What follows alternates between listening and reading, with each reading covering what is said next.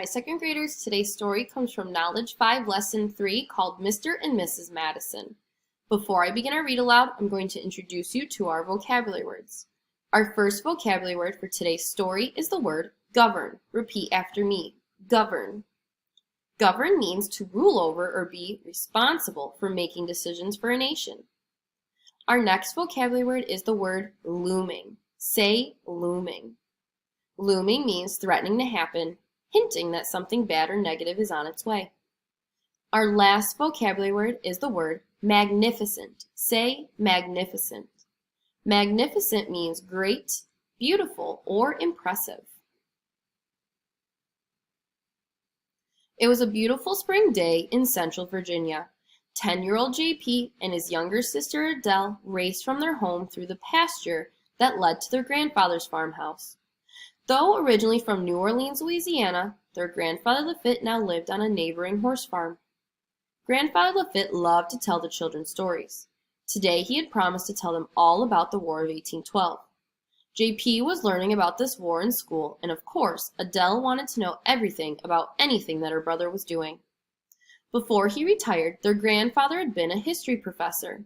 He declared that he was an expert on the subject. Grandfather Lafitte was waiting for the children on the front porch. As JP and Adele settled into their chairs at the table across from their grandfather, Adele noticed that he was holding on to an old leather-bound journal. "What do you have there?" asked Adele inquisitively. She had just turned 8, and JP said she was always full of questions. "Oh, this journal belonged to your great-great-great-great-grandfather. He fought in the War of 1812. I will tell you more about him later," Grandfather Lafitte explained. "Now, where should I begin?" he asked eagerly. "I have a list of topics I need to learn about," started JP. "He has to know about President James Madison and his wife Dolly," Adele interrupted excitedly. "Yes," said JP, finishing what he was saying. "I have to know about the beginning of the war, the USS Constitution, the attacks on Washington, D.C. and Baltimore, Andrew Jackson, and the Battle of New Orleans and how the war ended." "Well, that's quite a list," exclaimed Grandfather Lafitte. "We'd better get started then. It sounds like you do not need to know anything about pirates, though," he added with a curious tone. "Pirates?" gasped JP. "Were there pirates in the War of 1812? "We shall see," chuckled Grandfather Lafitte. "I think I will start at the beginning and tell you all about the man who was president when the war began." "James Madison," said Adele proudly. She had recently attended a school field trip to Montpelier because it was close to their home. She learned a lot about James Madison. Grandfather Lafitte began. James Madison was born on March 16, 1751. He grew up on a large plantation in Central Virginia, not too far from where we are today. His family home was called Montpelier. As a young boy, Jemmy, as his father called him, was homeschooled or taught at home. It's been said that he read every book that his father had in his library, and Mr. Madison had a lot of books. When he was 17, James Madison went to the College of New Jersey, which is now called Princeton University. Just as he did when he was young, James Madison loved to read. He enjoyed learning Latin and Greek and debating in college. James actually graduated from college in only 2 years. "I like learning Spanish in school," added Adele enthusiastically. "I'm glad that you do," replied Grandfather Lafitte, smiling at his granddaughter. He continued. As a young man, James Madison did not like the way the colonies were being run by Britain.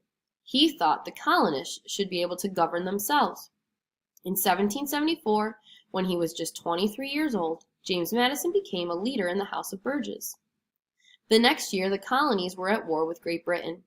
This war, the Revolutionary War, lasted until 1783. Americans won their freedom, and they became citizens of a new nation, the United States of America. "Didn't James Madison write the Constitution?" asked JP. "You are right," replied Grandfather. After the war, he continued to be involved in governing Virginia. He is perhaps most famous for his role in helping to write the Constitution, though. James Madison was the one who had the ideas to use each state's population as a way of deciding how many elected representatives it should have in Congress. He was also responsible for organizing the government into 3 branches with different powers. In fact, much of the Constitution was written by James Madison. but he did get some help from George Washington and many other founding fathers. James Madison also helped to write another part of the Constitution called the Bill of Rights. "When are you going to tell us about Dolly Madison?" asked Adele. "Mama says she was a really interesting lady." "Yes, she was," replied Grandfather Lafitte. "That's coming next, don't you worry." People who knew him said that James Madison was a shy and serious man. He also had some health problems. His poor health and his involvement in politics made him a busy man, and it meant that he did not spend much time socializing. However, in 1793, when he was 42, James Madison met a young woman named Dolly Payne Todd. Dolly Todd was 25 when she met James Madison. She previously had been married to a man named John Todd. She and her husband John had two sons, John Payne and William. Sadly, Dolly's first husband and her youngest son William both died from yellow fever. Dolly, who was known to be very cheerful and outgoing, turned to her friends and family for support. Her friends introduced her to James Madison. When they met, James Madison was a member of the House of Representatives. They liked each other and began to spend more and more time together. They got married on September 1794. "Where did they live after they got married?" asked Adele.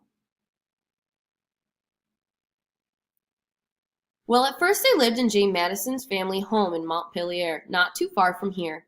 However, in 1801, when a close friend, Thomas Jefferson, became president, the Madisons moved to the new capital. "Washington, D.C., exclaimed Adele. "Exactly," replied Grandfather Lafitte. James Madison became Thomas Jefferson's Secretary of State. That meant that he was responsible for dealing with other countries on behalf of the United States. Almost immediately, he had problems with Great Britain and France. "What kind of problems, Grandfather?" asked Adele. "Both countries were interfering with U.S. merchant ships," said Grandfather. "Why were they doing that?" asked J.P., who by now had finished his entire ham sandwich. You see, a series of wars had broken out in Europe.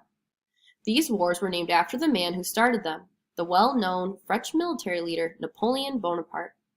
Napoleon wanted France to be the most powerful nation in the world, but Great Britain and other European nations wanted to stop him.